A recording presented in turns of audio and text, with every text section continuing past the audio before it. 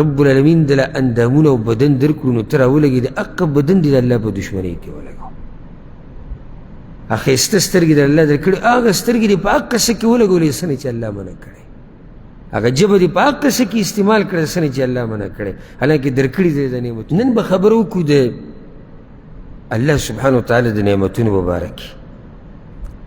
او مناسب ده د دې موقع سره دا خبره چې موږ یې وکړو د رب العالمین دومره نعمتونه دي په موږ باندې چې هغه د شمار نه بهر دي نو ځکه د الله یې ګوره یو نوم دی المنان بل نوم دی الوهاب یعنی بې حسابه ورکړه د الله الوهاب معنی دا ده بله معنی د الوهاب دا ده چې تا چې غوښتلي نه یو تالی درکوي نو ډېر څه داسې دي چې موږ د الله نه دي غوښتلي او الله راکړي دي لږ څه به چې موږ غوښتلي دي او الله راکړي دي خو نور د الله د اکثر نعمتونه دا موږ غوښتلي د الله نه دي خو الله موږ له راکړي دي نو سم خیال دی د دغه نعمتونو مبارکې چې ستا د بغیر غوښتلو نه رب العالمین تعالی درکړي دي او ځکه الله په قرآن کې وایي خپل نعمت موږ ته رایادوي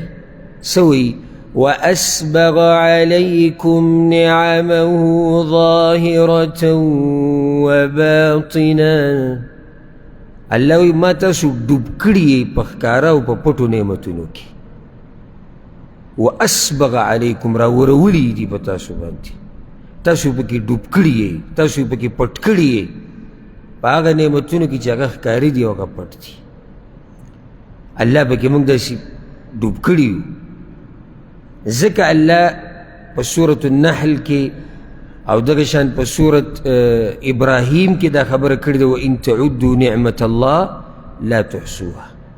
که تاسو د الله د نعمتونو شمار شروع کړئ چېرې زه کښېنم او دا نعمتونه شمارومه الله وایي شمار به یې پوره نه کوي چېرته ګورئ او ځکه الله وایي وما بكم من نعمة فمن الله هر نعمت چې تاسو سره دی دا د الله له طرف نه دی هر څه چې زموږ سره دی دا د الله له طرف نه دی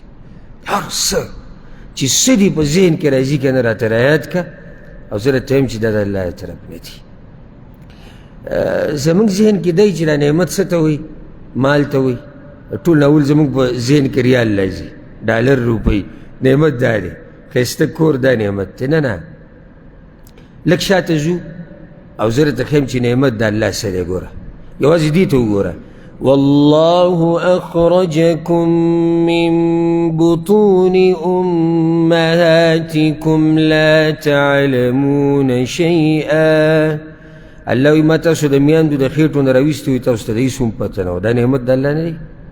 بیا څه وایي وجعل لكم السمع والأبصار والأفئدة الله بیا مې دله غوږ درکو بیا مې دله سترګې درکړې بیا مې دله زړونه درکړو دا نعمت د الله نه دی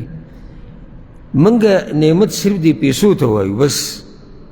دې نعمت ته د الله وګوره څومره لوی نعمت دی دا د الله نعمت نه دی هل أتى على الإنسان حين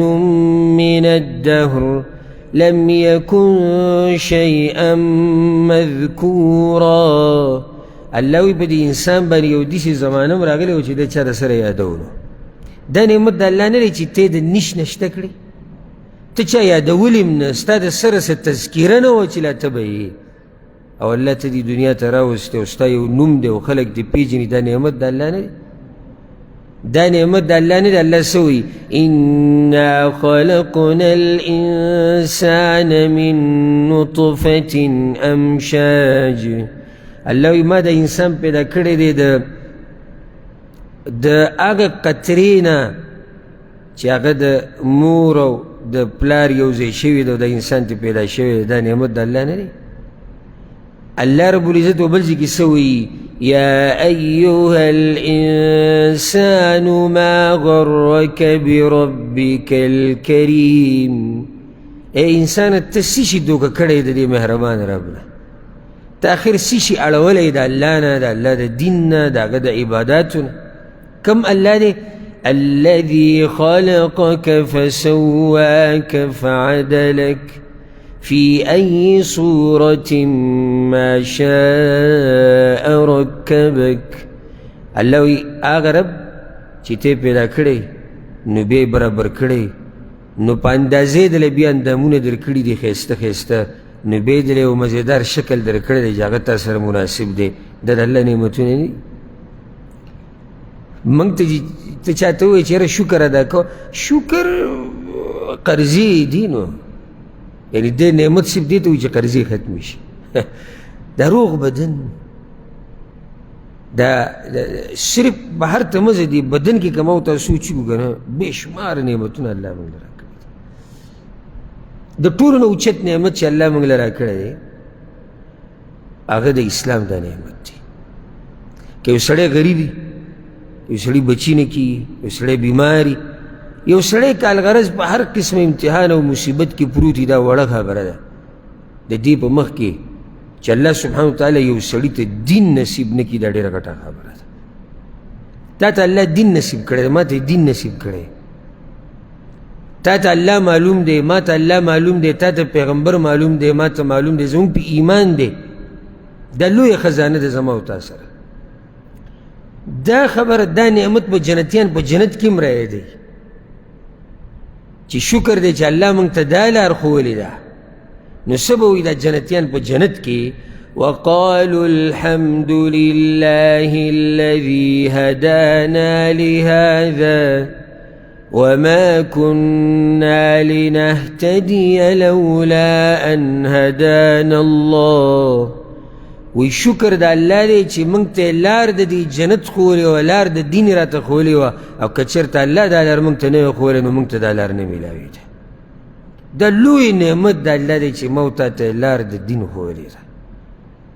موتا تا قرآن و حدیث خولی پا دی باندی زمانگا سترگی یخی کری دی پا دی سر زمان زلون مطمئن کری دی دیکھ خوشک نشتی چی دا اللہ لوی نعمت پا دی پسی پا دی دین اسلام پسی اچت نعمت چی اللہ منگ لرا کڑے دی آگا دا روغ بدن دی او زبا خبر دی روغ بدن ببارکو کن دا موقع مناسب دا اسلام پسی اچت نعمت چی منگ سر کم دے آگا نعمت الصحة والعافیہ روغ بدن او دا عافیت دا نعمت دا دی تپوس مکو جلا سمر اچت نعمت دی ولی کدا بدن دی روغی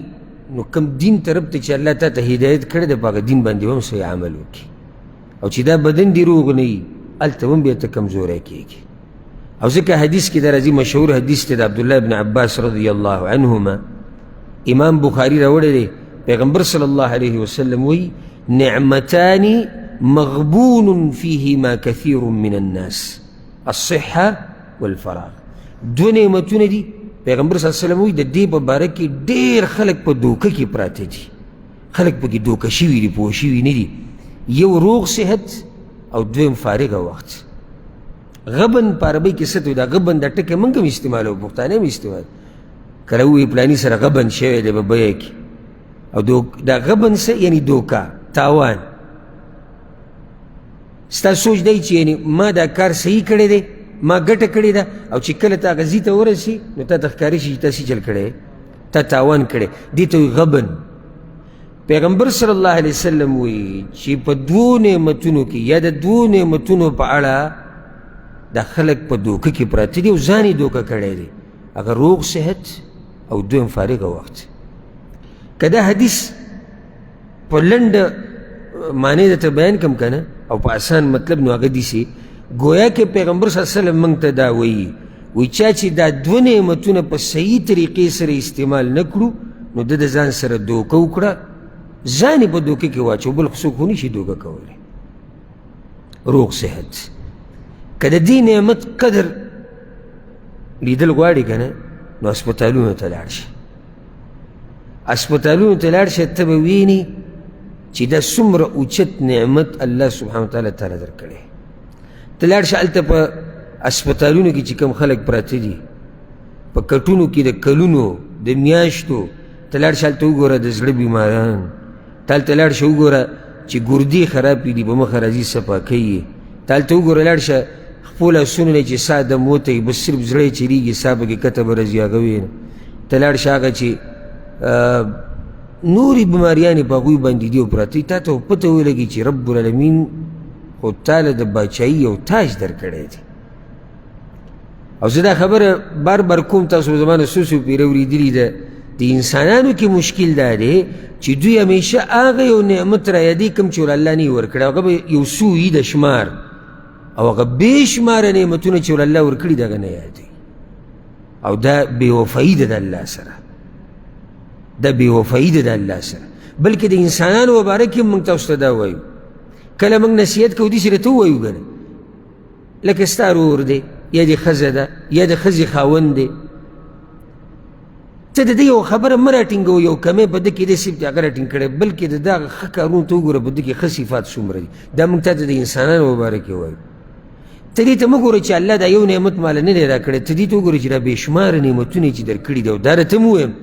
دا یو نعمت چې نه دی درکړی په دې کې هم ستا دپاره خیر دی، خو ته پرې پوهېږې نه. دا هم نعمت شو، دا هم احسان شو چې الله تعالی دغه نعمت نه یې درکړی، ته پرې پوه نه یې، ځکه چې هغې کې ستا دپاره خیر نشته. که یوازې موږ د روغ بدن ته سوچ وکړو که نه، نو دا رب العالمین موږ له یو ناشنا نعمت راکړی دی. او ځکه پیغمبر صلی الله علیه وسلم حدیث کې امام ترمذي راوړی، پیغمبر صلی الله علیه وسلم وایي، دا حدیث د ابو هریره رضی الله عنه دی، وی بادروا بالاعمال سبعه، د اوه قسمه حالاتو راتلونه مخکې نیک اعمال وکړئ. هل تنتظرون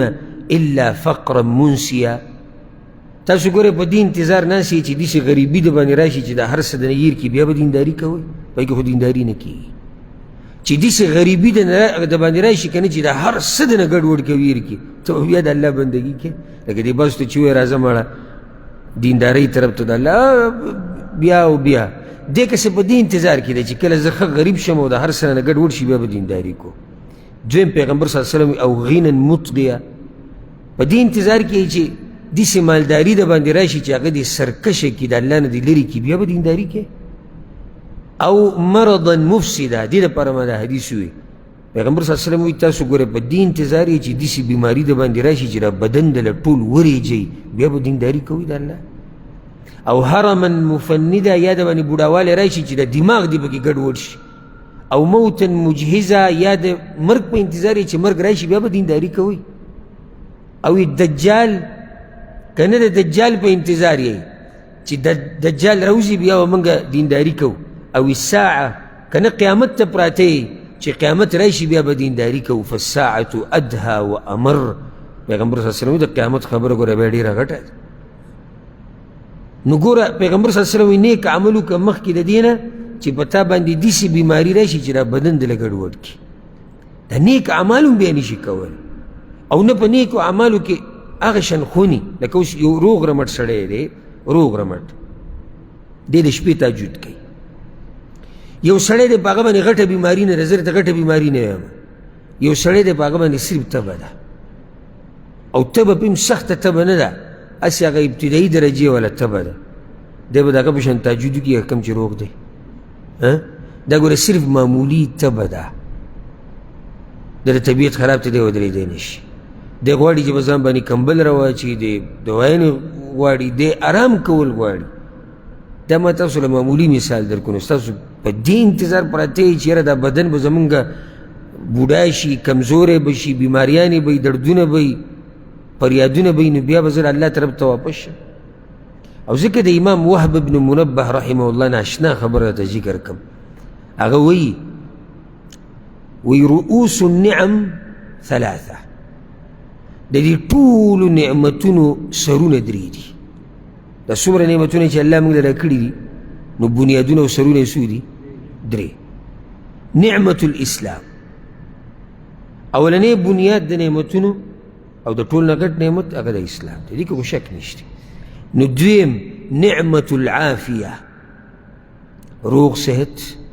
او روغ بدن، دا د نعمتونو سردار دی په دویم نمبر کې. وجه دا ده که تا سره د دنیا هر صحیح که نه او بدن دې روغ نه وي، نو ته د هېڅ شي نه مزه نشي اخیستی. نو دا بنیادي نعمت شو. دریم نعمت الغنا، دومره مال الله تعالی درکړي چې ته پرې دا ژوند تېرې، ته پرې انسانانو ته محتاج نه، تا ته رزق میلاویږي دا غټ نعمت دی. نو د نعمتونو سرونه څو شو؟ درې. کم اسلام، روغ صحت، مال او رزق پراخ. دې سره ستا ژوند تېرېږي. او ځکه پیغمبر صلی الله علیه وسلم حدیث کې وایي، دې حدیث ته غوږ کېږدې ښه. او بیا ما ته دا ووایي چې دا نعمت تاسو کې د چا سره نشتی. پیغمبر صلی الله علیه وسلم وایي، امام ترمذي دا حدیث راوړی، دې ته غوږ کېږدې: من اصبح منکم آمنا فی سربه. په تاسو کې چې په یو سړي باندې سحر راشي په داسې حال کې چې دی په امن کې. اولنی خبر امن دی. معافا فی جسده، بدن روغ دی. عنده قوت یومه، او د ده سره د دغې ورځې رزق دی. زموږ سره خو د کلونو پروت دی، خو بیا هم وږي یو. موږ سره د کلونو سیسټم دی. زموږ د نوسو کړوسو سیسټم هم موږ برابر کړی، خو بیا هم ګوره وږي یو. که دې رانه تپوس وکړو دومره شکوې به ته شروع کړو چې ته به راته په ژړا شي. یو سړی دی سحر راپاڅېدو په امن کې دی، بدن یې روغ دی، د دې ورځې خوراک ورسره دی. فکأنما حیزت له الدنیا، لکه الله چې ده ته دا دنیا دې سره جمع کړي او راټوله کړي ټوله. اوس سوال دا دی ځان له جواب ورکړي، په تاسو کې د چا سره دا نعمتونه نشتي؟ دا ته چې په ریاد کې تا ته وایم، دا چې همیشه دې شکوې شکایتونو ته خوله وازې نیولې، یا بس یو سا کته برګ، یو بس یو پیسې، او یو بس مزدوري، او یو بس دا. دې نعمتونو کې تا سره کم یو نشتي. امن، روغ صحت، د ورځې خوراک، تا ته الله د دنیا ټوله داسې را جمع کړې ده سوا. کوم سړی چې دې نعمتونو ته ګوري د ژوند ښایسته تېرېږي. لکه په دې به زه حقیقت وایم چې په دې کې د عرب زموږ نه ښه دي، بیا خصوصا د دې ملک د عرب د دوی سره لوی غم نه وي. یعنې سبا او بل سبا او هفته او کال او دوه او بچي او نه، ډېر دغه ورځې شکر ادا کوي د الله چې یالله نن زه ډېر برابر یم، یالله ستا شکر. سبا له الله د هغې نه ښه ورکوي، بله ورځ ول الله د هغې نه ښه ورکوي. ځکه چې هلته دی د الله شکر ادا کوي. والله ویل ان شکرتم لازیدنکم، که تاسو شکر ادا کړو نو زه درته نعمتونه زیاتوم. زموږ خلکو لره چې راشي اکثر ویم، لږ نه یم، اکثر ویم. زموږ هغه کې لږ داسې دي چې دا ښه صفت پکې، نور اکثر دا دی. خلک څنګه بس تندی به ترې وکړي. تندي تریوالي نه پته ولګي چې دی اوس قصه سټارټوي، خو ښه دا دی چې نور یې مه چېړه، یعنې دې ته فایل پوره راکولاوي. حالانکې د ده به ښه ځمکهیي، ځمکه نه ځمکې به وي، کور نه بنګله به وي، بچي دي، ښه به بینک کې پیسې دي، ښه مزدوري روانه. خو دا دی چې شکر نه ادا کوي رب العالمین یې دقې شان خوار ساتي د مرګه پورې. نو دې حدیث کې پیغمبر صلی الله علیه وسلم، ما ولې ذکر کو چې دې حدیث کې پیغمبر صلی الله علیه وسلم یو څه ذکر کړی؟ روغ صحت. یو سړی په امن کې دی، سهار راپاڅېد په امن کې دی، د ورځې خوراک ورسره دی، او بدن یې ښه نه دی، دی به څه مزه غواړي؟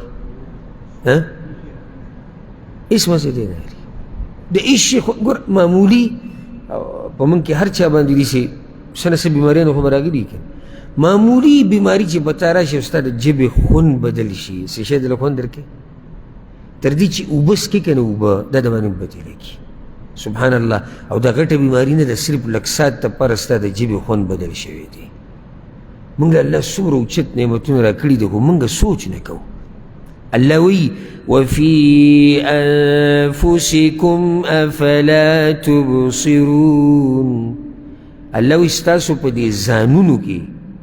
زما د قدرت غټې نښې پرتې دي، خو که زه تاسو ورته وګورئ. که موږ صرف دې بدن کې سوچ وکړو که نه، یعنې زه تا ته دا وایم راځه دې سترګو ته وګوره، دې غوږونو ته وګوره، دې صرف نور هر څه پرېږده، دا سترګه وګوره. ځه ما اوس تا دې چې دا سترګې کوره کړي، ته ما ته ښکاري، زه تا ته ښکارم. داسې خلک په دې دنیا کې شتي چې هغه ته صرف توره تیاره ده، هغه د سره دا شی پېژني نه چې دا سور څه ته وایي، دا سپین څه ته وایي. هغه دا پېژني نه چې د اسمان څنګه دی، او د دې ځمکې رنګ څنګه دی، د غر څنګه دی، هغه ته دا پته هم نشتي. هغه هېڅ نه دي لیدلي او ما ورته هر څه اینو ښه واضحه اینو ښه برابر اینو او ځکه په سلفو کې یو عالم تېر شوی دی بکر بن عبدالله رحمه الله هغه دا خبره کړې ده ډېره ناشنا وی یا ابن آدم ان اردت ان تعرف که چېرته ستا دا ارادې چې ته وپېژنې قدر د هغه نعمتونو چې الله تعالی درکړی دی یا درکړي دي فغمض عینیک نوري سم مه کوه دا سترګې یې بندې کړه او تجربه یې کوي دا سترګه صرف داسې بند کړه او چې دا داسې نور زه لرې نه ځم زه بل نعمت اوس ته نه یادوم په بدن کې دا سترګه بند کړه یو څو سیکنډو دپاره او سوچ وکړه که دا داسې وی د همیشه دپاره نو تا به څه کړی د کوم ځای نه به د دې له نظر راوړی وی د کوم ځای نه به تا داسې سترګې راوړی وی چې هغې صحیح کار کولی د سترګو نظر معمولي کم شي څوک پکې څه نشي کولی چې سترګې بلکل نه وي نو څه به څه وکړي چې څو پورې الله نه یې غوښتې او بیا داسې ځه په دې باندې دا نور اندامونه چې کم دي دا قیاس کوه نو خبره که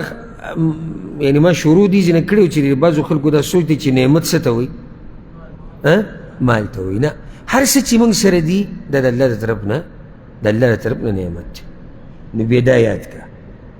چې دا نعمتونه د الله د طرف نه دي دا روغ صحت او د هر څه د الله د طرف نه دي دې کې دننه یو دعوت پروت دی چې دومره ښه یې درسره کړي دي نو شکر خو ادا کوه که نه چې دومره ښه درسره الله کړي دي نو څه کوه شکر ادا کوه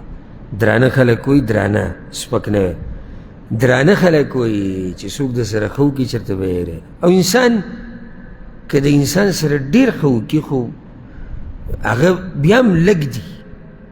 ځکه چې انسان داسې نشي مړولی چې غریبي وله ختمه کړي چې څو پورې الله نه یې غوښتلي او بیا داسې پسې ځه کمې منډې چې موږ سره انسانانو والي دي هغه بیا هم څه نه څه دي نیمګړي دي پوره نه دي نو احسانات د الله هغې ته وګوره چې الله د سره ښه کړي دي نو هغه به څنګه یېرې موږ له پکار دا دی چې د هغه رب شکریه ادا کړو د هغه حمد ووایو د هغه ثنا ووایو بیا ما دا خبره څو پیرې تاسو ته ذکر کړې م چې شکر ادا کول په درې طریقو سره وي چاته یاد په ژبې سره په اندامونو سره او په زړه سره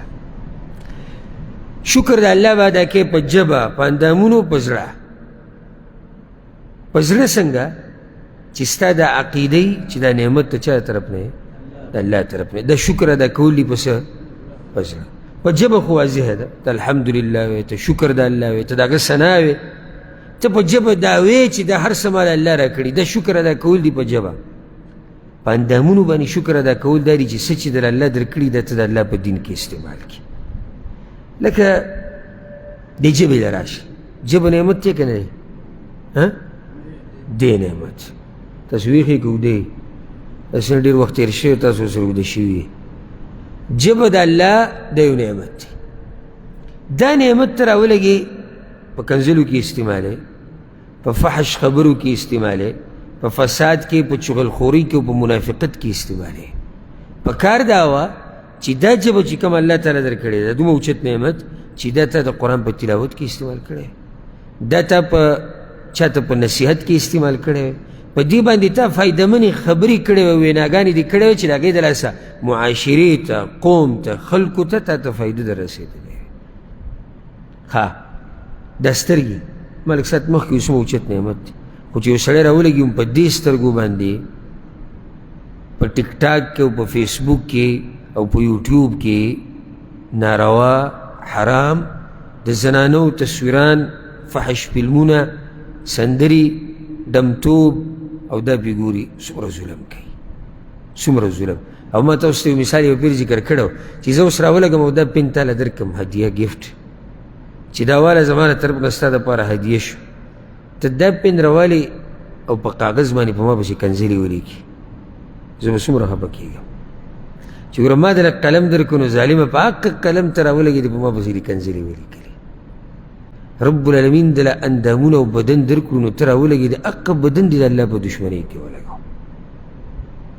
ښایسته سترګې د الله درکړې هغه سترګې دې په حقه څه کې ولګولې څه نه چې الله منع کړی هغه ژبه دې په هغه څه کې استعمال کړه څه نه چې الله منع کړی حالانکې درکړي دی د نعمتونه الله دي. بیا راشه داسې ګوره د خپې د الله څومره اوچت نعمت دی ته راولګي په دې خپو باندې هغه ځي ته لاړ شي چې هغه ځي ته تله حرام دي یا د هغه کار دپاره پرې لاړ شي چې هغه کار حرام دي. نو دا دومره نعمتونه چې الله موږ له راکړي دي که غواړې دا چې دا نعمتونه برقرار پاتې شي نو اولنی کار به څه کې شکر به ادا کړي او شکر ادا کولو درې طریقې مونږ ذکر کړي چې دا درې ونه په تا کې دننه وي. دویمه خبره دا یاده ساته که ته دا غواړې که نه چې دا نعمتونه چې تا سره کوم دي دا برقرار پاتې شي نو د الله د دین خیال ساته د الله د دین خیال ساته رب العالمین ستا خیال ساتي دا بدن به دیم ښایي دا مال کې به دیم برکت وي په دې بچو کې به دیم برکت وي په هر څه کې به دې برکت وي شرط څه دی د الله د دین به خیال ساتي. زه پرې ته دلیل ښیم الحمدلله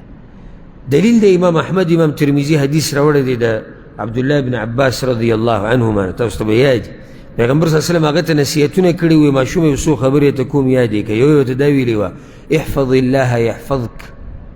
احفظ الله تجده تجاهک د الله حفاظت کوه د الله حفاظت د مطلب څه دی د الله د دین حفاظت کوه خو د دین حفاظت څه دی یعنی څه چېرې ته الله ویلي دي د کولو هغه کوه چې د څه نه منع کړی هغې نه منع شه یحفظک په بدل کې به رب العالمین ستا حفاظت کوي نو ستا حفاظت به څنګه کوي یعنی څه چې در الله درکړي دي د دې به الله حفاظت کوي او دا به درنه ګډوډ کوي چې څو پورې ته دا بدن د الله په دین کې استعمالی که نه غم یې مه کوه دا به الله ساتي. او ځکه د بعضو علماو په باره کې راځي چې د پخوانو علماو باره کې چې د 100 کالو نه زیات د هغوی عمر او ښه طاقتور او عقل به یې برابر و سترګې به یې برابر وي بلکې د بعضو پکې بچي هم شوي دي او د 100 کالو نه یې بره عمر و یو پیر پکې یو عالم کشتۍ ته ختلی و عمر یې 100 کالو نه بره نو دی چې د دې کشتۍ نه کوزېدو نو دا خلک ورو کوزېدو دی چې ټوپ و نو چا ورته ووي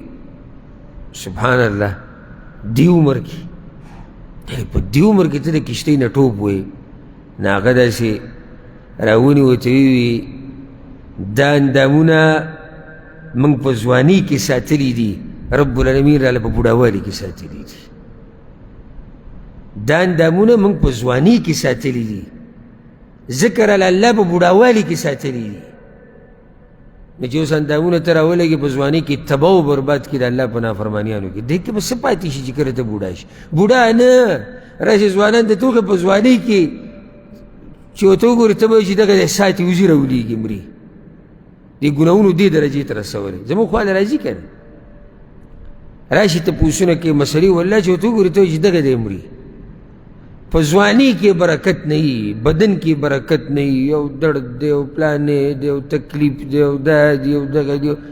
ټولې ګیلې شکوې عمر دې څو دی لکه ته دومره ګیلې شکوې کوې یاره زموږ خو شپږ شویش روانې وي نو په شپږ شویشتو کې ستا دا حال دی په 13 کې ستا دا حال دی په 40 کې ستا دا حال نو ته چې 50 نه واوړې ستا به څه حال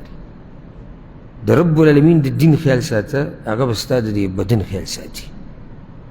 هغه به ستا د دې د دغه نعمتونه چې د کوم الله درکړي دي د دې به خیال ساتي او د دین خیال ساتل چې ته د اندامونه د الله په دین کې ورګې دا د دین خیال ساتل دي که ځکه د زه استعمال یې کوي د الله په دین کې ګوره دا موقع بیا بار بار نه راځي دا موقع بیا بار بار نه راځي هغه حدیث موږ څو پیرې بیان کړی 15 خبرې د 15 نه مخکې غنیمت وګڼه کمې کمې ځواني د بوډاوالي نه مخکې روغ صحت د بیمارۍ نه مخکې غریبي د مالدارۍ نه مخکې مالداري د غریبۍ نه مخکې مرګ د ژوند نه مخکې او فارغه وخت د مصروفه کېدو نه مخکې د اوچت نعمتونه دي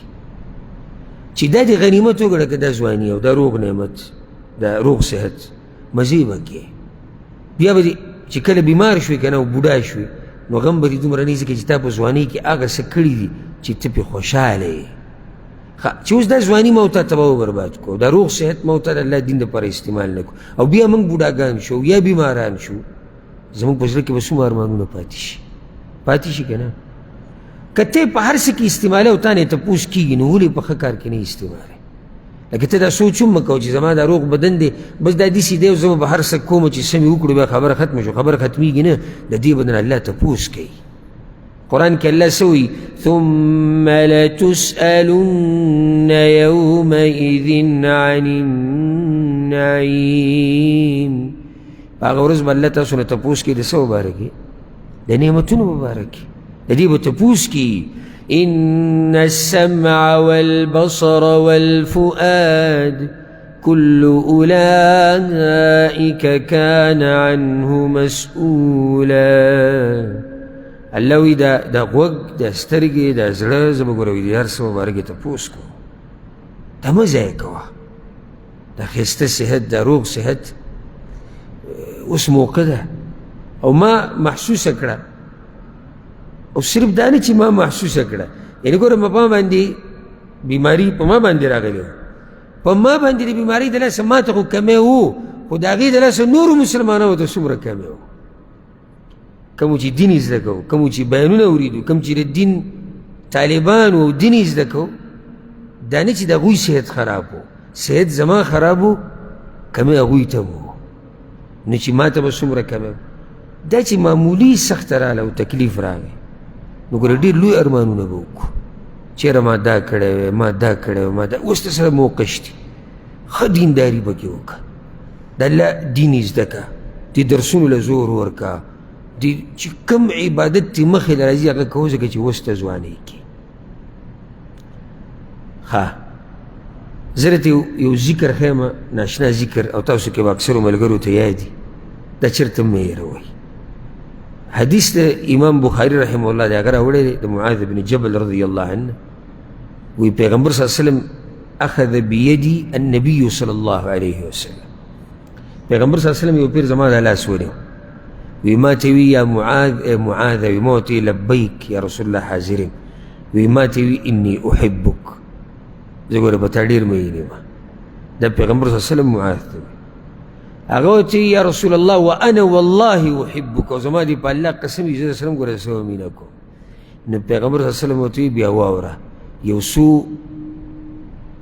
خبرې، یو څو ذکرونه، یو څو کلمات ته ته ښیمه چې دا دنه چېرته پاتې نه شي د فرض منځونو نه وروستو، وایې په مخ. هغه ورته یا رسول الله وی ښه اللهم اعني على ذکرک وشکرک وحسن عبادتک. دې کې څه دي؟ یا الله زما مرسته وکړه په دې کې چې تا یاد کړم، وشکرک یا الله زما مرسته وکړه چې ستا شکر ادا کړم، وحسن عبادتک یا الله زما مرسته وکړه چې ستا ښایسته بندګي وکړم. یعنې ته د الله نه دا غواړې چې یا الله ما له طاقت راکړه چې دا کوم نعمتونه چې تا ما در کړي چې دې شکر ادا کړم. نو چې کله په مخه ته دا ذکر وی او الله قبول کو، نو الله به درله توفیق درکړي د شکر د ادا کولو، دا درنه چېرته پاتې نه شي. او دغه شان یو حدیث کې دا راځي، د جبیر ابن مطعم حدیث دی او امام ابن ماجه راوړی. پیغمبر صلی الله علیه وسلم هغه دا وی، عبدالله بن عمر نه رانقل کی، عبدالله بن عمر وی پیغمبر صلی الله علیه وسلم به د سحر او د ماښام په اذکارو کې دا لازم وي. دا به انشاءالله امید دی چې ډېرو ملګرو ته به یاد امید دی، او امید کله صحیح کله به صحیح ځای کې نه وي، خو امید به کوو انشاءالله. یو دا دعا به پیغمبر صلی الله علیه وسلم وی اللهم انی اسألک العافیه فی الدنیا والآخرة، اللهم إني أسألك العفو والعافية في ديني ودنياي وأهلي ومالي، اللهم استر عوراتي وآمن روعاتي، اللهم احفظني من بين يدي ومن خلفي وعن يميني وعن شمالي ومن فوقي، وأعوذ بعظمتك أن أغتال من تحتي. یاره چې دا دعا در الله قبوله کړه که نه، نو ته بیا غواړې مې ورسره ترجمه واوره. یا الله زه تا نه عافیت غواړم، روغ بدن در نه غواړم په دنیا کې په آخرت کې، بخښنه در نه غواړم په دین کې او په دنیا کې، په بچو کې یا الله عافیت راکړه، یعنی بچو له زما روغ صحت ورکړه، زما په مال کې مال عافیت یعنی داسې څه زما په مال کې ما ته مه رارسوه چې ما خفه کوي، په ما مصیبت مه راول. اللهم استر عوراتي، یا الله په ما باندې پردې راواچوه. یا الله زما یره ختمه کا، وآمن روعاتي، یا الله زما یره ختمه کا. یا الله زما حفاظت وکړه. ګوره دې دعا ته، یا الله زما حفاظت وکړه د مخکې نه، د شا نه، د ښی طرف نه، د ګس نه، د برې نه، د لاندې نه. که چې اوس دا قبوله شي چې دا الله ستا قبوله کړي دا دعا، نو ته نور د الله نه څه غواړې؟ پیغمبر صلی الله علیه وسلم به دا دعا ولې کوله؟ ځکه چې هغه ته دا پته و چې دا روغ بدن څومره اوچت نعمت دی. نو ځکه به دا وي چې یا الله عافیت راله راکړه، یا الله ومې ساته، خیال مې وکړه، حفاظت مې وکړه. او ځکه به پیغمبر صلی الله علیه وسلم یو دعا غوښته، امام مسلم دا حدیث راوړی، عبدالله بن عمر وی پیغمبر صلی الله علیه وسلم به دا دعا غوښته: اللهم انی اعوذ بک من زوال نعمتک وتحول عافیتک وفجاءة نقمتک وجمیع سخطک. یا الله زه تا پورې پناه نیسم د دې نه چې دا کم نعمتونه چې تا ماله راکړي دا ختم شي. وتحول عافیتک، او دا عافیت چې دې ماله راکړی، دا روغ صحت چې دې ماله راکړی دی چې دا چېرته خراب نه شي. دا دعا به ولې پیغمبر صلی الله علیه وسلم وغوښته؟ ځکه چې هغه ته دا پته و چې دا روغ بدن د اوچت نعمت دی. بلکې سبحان الله دا ناشنا روایت ته امام ترمذي راوړی دی. عباس رضی الله عنه څوک دی؟ د پیغمبر صلی الله علیه وسلم تره، که شک کې عباس رضی الله عنه پیغمبر صلی الله علیه وسلم پسې راغی، وی یا رسول الله علمني شیئا اسأله الله. ای د الله پیغمبر داسې څه راته وښایه چې د الله نه وغواړم. هغه ورته اسأل الله العافیه، د الله نه عافیت غواړه چې دا بدن دې روغ، دا صحت دې روغ،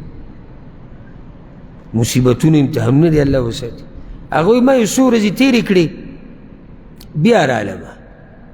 وی ما ورته چې رسول الله علمني شیئا اسأله الله، ما ته څه وښایه چې زه د الله نه غواړم. یعنې څه غټ څه دا دې ته وړه خبره ښکاري. پیغمبر صلی الله علیه وسلم ورته یا عباسه ای د پیغمبر تره، سلو الله العافیة فی الدنیا والآخرة، د الله نه عافیت غواړه په دنیا کې او په آخرت کې. نو چې ته دا وې اللهم انی اسألک العفو فی الدنیا والآخرة، اللهم انی اسألک العفو والعافیة فی الدنیا والآخرة، او دا د الله قبوله کړي. په مخه دا ذکر وایه چې رب العالمین دا نعمت تاله چې کوم درکړی دی داسې دا په تا باندې برقرار وساتي. اخره کې زما تاسو ته دغه نصیحت دی چې دا کمې دعاګانې کوم اذکار چې یو څو ما تاسو ته وښو، د دې ورد ډېر کوئ، د رب العالمین شکر ډېر ادا کوئ، او په هغه لږو کې شئ، په هغه لږو کې. او ځکه یو روایت مې ذهن ته راغی، امام احمد راوړی دی په زهد کې. عمر بن خطاب رضی الله عنه یو پیر ناست جومات کې، یو سړی په دې جومات کې دعا یې غوښته، لاسونه یې اوچت کړي وي، یا الله په هغه لږو کې مې شمار کا، یا الله ناشنا دعا یې وکړه، یا الله په هغه لږو کې مې شمار کا. نو امیر المؤمنین عمر بن خطاب ورته آواز وکړو ما هذا، دا وایي ته کومه دعا غواړې چې په لږو کې مې شمار کا؟ هغه وایي چې امیر المؤمنین نو غوږ کېده که نه، الله وایي وما آمن معه إلا قلیل، او ایمان نو راوړی د نوح علیه السلام سره مګر لږو کسان. او امیر المؤمنین بلم واوره وقلیل من عبادی الشکور، الله وایي زما په بندګانو کې ډېر لږ دي چې زما شکر ادا کوي. امیر المؤمنین بلم واوره وقلیل ما هم، الله وایي چې شراکت وکړي که نه دوه کسان او یو بل سره عدل او انصاف کوي دا ډېر لږ دي. نو وی ځکه زه دا یم چې الله په دې لږو کې مې شمار که. امیر المؤمنین ورته صدقته، دغه ناشنا دعا دې وغوښتلې، نو زه هم تاسو ته دا یم ځان په دې لږو کې ور واچوئ. دې لږو کې څه کار دی؟ نه او ډېر لږ دي چې د الله شکر ادا کړي. که ته دا غواړې چې دا صحت دې روغ وي او دقه شان پاتې شي، نو د الله شکر ادا کوه او د الله په بندګۍ کې استعمال کړه، او دعاګانې د الله نه غواړه چې الله زما دا بدن د دې حفاظت وکړي. دا ډېر وخت بعد یو ابتدایي درس و د دې موقع سره مناسب و چې د روغ صحت کوي موږ هر څه کولی شو، چې صحت نه وي موږ د الله بندګي هم نشو کولی. معمولي تکلیف وي والله په منځه کې سړی صحیح ودرېدی نه شي، کله به ملا دې درله شي رکوع له نه شي تللی، څومره په زړه کې دې ارمانونه وي، څومره چې ته وایې چې بس دا سجده مې ولګولې، دا رکوع مې وکړه او کولی نه شي. تکلیف د باندې راشي، ښه په سپیکر کې ته اواز اوري چې امام مونځ کوي په خوږ اواز کې لګیا دی، ته جومات ته بهر ته نشي راوتی. نو دا خاورې کوي، دا بدن د الله په بندګۍ لکه څنګه چې خاورې کوي دنیا والا په څه کې، په دنیا کې او په مزدورو کې، ما ورته به خاورې کړو د الله په بندګۍ کې.